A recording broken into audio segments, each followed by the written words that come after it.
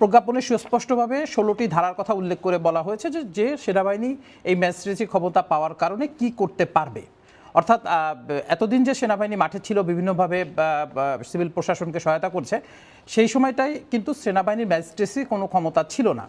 এখন এই ম্যাজিস্ট্রেসি ক্ষমতা বা বিচারিক ক্ষমতা, নির্বাহী বিচারিক ক্ষমতা যেটি তাদেরকে দেওয়া হয়েছে, তার ফলে তারা কিছু দায়িত্ব পালন করতে পারবে, যে দায়িত্বটা তারা আগে পালন করা তাদের জন্য সহজ ছিল না, বা অন্যের উপরে নির্ভর করে তাদের এই দায়িত্বটা পালন করতে হতো। এখন সেই জায়গাটায় আর তাদের থাকছে না, বাধাটা থাকছে না, তারা সরাসরি এই দায়িত্বটা পালন করতে পারবে। এখন যেটা প্রশ্ন হচ্ছে যে আসলে ম্যাজিস্ট্রেসি পাওয়ার বা ক্ষমতা দেওয়ার কারণে সেনাবাহিনী কি করতে পারবেন। কারণ আপনারা জানেন যে সুদূর আমরা যদি নিকট অতীতের কথা বলি, যে নিকট অতীতে কিন্তু এই ধরনের কোনো সেনাবাহিনীকে ম্যাজিস্ট্রেসি পাওয়ার দেওয়ার মতো কোনো ঘটনা নিকট অতীতে দেখা যায় নাই। আপনারা জানেন যে বিভিন্ন সময় ভোটের আগে আলোচনায় আসতো যে ভোটে যখন সেনাবাহিনী মাঠে থাকবে তাদেরকে যেন ম্যাজিস্ট্রেসি পাওয়ার দেওয়া হয়। বিশেষ করে বিরোধী দল এই দাবিটা সবসময় করে আসছিল। বিশেষ করে 18 নির্বাচনের সময় এই দাবিটা বড়ভাবে আসছিল, যখন সব দল নির্বাচনে অংশগ্রহণ করেছিল 18 জাতীয় সংসদ নির্বাচনে, কিন্তু সে সময় কিন্তু এটি দেওয়া হয়নি। তো এবার যে ম্যাজিস্ট্রেসি পাওয়ার বা নির্বাহী ম্যাজিস্ট্রেটের যে পাওয়ারটা তাদেরকে দেওয়া হলো, তাহলে সেনাবাহিনী কি করতে পারবে। সে প্রসঙ্গে প্রথমেই বলতে হবে যে এই যে বিচারিক মানে ম্যাজিস্ট্রেসি পাওয়ার যে দেওয়া হয়েছে, এটা কিন্তু শুধুমাত্র সেনাবাহিনীর যারা কমিশন অফিসার, যারা কমিশনপ্রাপ্ত যে অফিসাররা আছেন, তারাই এই ক্ষমতাটা পাবেন। অর্থাৎ তিনি যখন চার্জে থাকবেন, দায়িত্বে থাকবেন, তখন তিনি এই ক্ষমতাটা প্রয়োগ করতে পারবেন। খুব সহজভাবে যদি আমরা বলি যে সেনাবাহিনী আসলে তাহলে কি করতে পারবে। আপনারা জানেন যে সেনাবাহিনীর এই ক্ষমতা দেওয়ার পরবর্তীতে যে কাজটা সেনাবাহিনী খুব সহজে করতে পারবে, সেটি হচ্ছে যে কোনো জায়গায় তারা কোনো কারণে তল্লাশি করতে পারবে।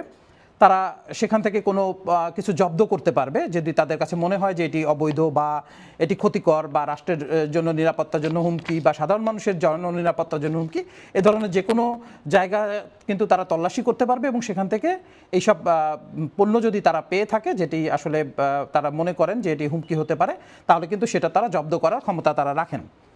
পাশাপাশি তাদেরকে আর একটা বড় ক্ষমতা তাদেরকে থাকবে, তারা কিন্তু গ্রেপ্তার করতে পারবেন। অর্থাৎ ম্যাজিস্ট্রেট যে কাজটা করতে পারেন, সেই কাজটাই তারা গ্রেপ্তারটা করতে পারবেন। সরাসরি কমিশনপ্রাপ্ত অফিসার তার এই ক্ষমতা প্রয়োগ করে তিনি এই সন্দেহভাজন যে কাউকে গ্রেপ্তার করতে পারবেন। এবং একটা জিনিস হচ্ছে যে অনেক সময় আপনারা জানেন যে সেনাবাহিনী বিভিন্ন জায়গায় দায়িত্ব পালন করছে, কিন্তু সেখানে কোনো অপরাধ সংগঠিত হলে কিন্তু সেনাবাহিনী গ্রেপ্তার করার কোনো ক্ষমতা নাই, বা কাউকে আটক করার সেই ক্ষমতাটা তাদের ছিল না। সেজন্য তাকে সিভিল প্রশাসন, অর্থাৎ আমরা যদি বলি পুলিশ বা নির্বাহী ম্যাজিস্ট্রেটের শরণাপন্ন হতে হতো। ফলে অনেক সময় তাদের সামনে কোনো অপরাধ ঘটে গেছে, কিন্তু তারা কিন্তু তখন ব্যবস্থা নেওয়ার ক্ষমতাটা তাদের ছিল না। এখন সেটা আর হবে না। এখন যখনই তাদের সামনে কোনো অপরাধ সংগঠিত হবে, তারা কিন্তু সেখানে ব্যবস্থা নিতে পারবে। সেখানে আমি আবারও বললাম যে সেখানে তিনি চাইলে গ্রেপ্তার করতে পারবেন, যে কাউকে তল্লাশি করতে পারবেন, যে কোনো জায়গায় তল্লাশি করতে পারবেন, যে কোনো কিছু জব্দ তিনি করতে পারবেন। এখন একটা জিনিস হচ্ছে যে পুলিশের সাবেক মহাপরিদর্শক নুরুল হুদা, আমরা যদি নুরুল হুদার কথা বলি, তিনি বিবিসিকে সম্প্রতি বলেছেন যে এ ধরনের ঘটনা কিন্তু একেবারে নজিরবিহীন নয়। বাংলাদেশে সেনাবাহিনীকে ম্যাজিস্ট্রেসি ক্ষমতা আগেও দেওয়া হয়েছে বলে তিনি জানিয়েছেন, ফলে এটি আনইউজুয়াল কোনো বিষয় নয়। অতীতে যেভাবে সেনাবাহিনী এই কাজগুলো করেছে, এখনও হয়তো সেই একইভাবেই তারা ম্যাজিস্ট্রেসি ক্ষমতাটা পালন করবে আর কি। এখন আরেকটা বিষয় আসছে যে ম্যাজিস্ট্রেসি পাওয়ার দিলে আর কি পাওয়া যেতে পারে। আর একটা জিনিস যেটা পাওয়া যাবে সেটি হচ্ছে যে বেআইনি কোনো সমাবেশ যদি কেউ করে, তাদের মোটিভ যদি এরকম হয় যে উদ্দেশ্যমূলক কোনো মোটিভ, যদি যারা সমাবেশ করছে এটি সংখ্যাটা 5 থেকে শুরু করে হাজার হাজার মানুষের ক্ষেত্রেও কিন্তু হতে পারে। তো এই মোটিভ যদি তারা মনে করে, তাহলে কিন্তু সেই বেআইনি সেই সমাবেশ তারা ছত্রভঙ্গ করে দিতে পারবে। অতীতে কিন্তু ছত্রভঙ্গ করার ক্ষমতাটা মূলত পুলিশের উপরে ছিল, বা সেনাবাহিনীকে কাজ করতে হলে নির্বাহী ম্যাজিস্ট্রেটের অধীনে থেকে বা তার অনুমোদন নিয়ে কাজটি করতে হতো। এখন সেটি আর তাদের লাগবে না। এর বাইরে যদি আমরা বলি, যে এই ধারা অনুযায়ী কমিশন অফিসাররা যখন চার্জ গ্রহণ করবেন, তখন তারা ম্যাজিস্ট্রেট পাওয়ার এক্সেস করতে পারবেন, অর্থাৎ সেটা তারা ব্যবহার করতে পারবে। জনস্বার্থে প্রয়োজনীয় মনে করার কারণে সরকার এটি করেছে বলে এই ইস্যু উল্লেখ করা হচ্ছে, সবাই সেটি বলছেন। এবং যেহেতু বিশেষ করে 5 আগস্টের পর বর্তমান যে পূর্ববর্তী যে সরকার, ক্ষমতাসীন আওয়ামী লীগ সরকার পদত্যাগ করা, নতুন সরকার আসা এবং স্বাভাবিকভাবে আইন শৃঙ্খলা পরিস্থিতি এক ধরনের অবনতি হওয়া, পুলিশের বেশিরভাগ সদস্যই তখন পালিয়েছিলেন আপনারা জানেন, ফলে থানাগুলো সচল হতেও কিন্তু সেনাবাহিনীর সহায়তায় সচল হয়েছে। এরকম একটি পরিস্থিতিতে সরকার মনে করেছে যে সেনাবাহিনীর কাছে ম্যাজিস্ট্রেসি ক্ষমতা না দেওয়া হলে পরিস্থিতিটা হয়তো নিয়ন্ত্রণে আনাটা কঠিন হবে বা সেটি নিয়ন্ত্রণে আনাটা আরও সহজ হবে। এই ক্ষমতার কারণে সেই চিন্তা থেকেই তারা মূলত এই কাজটি করেছে।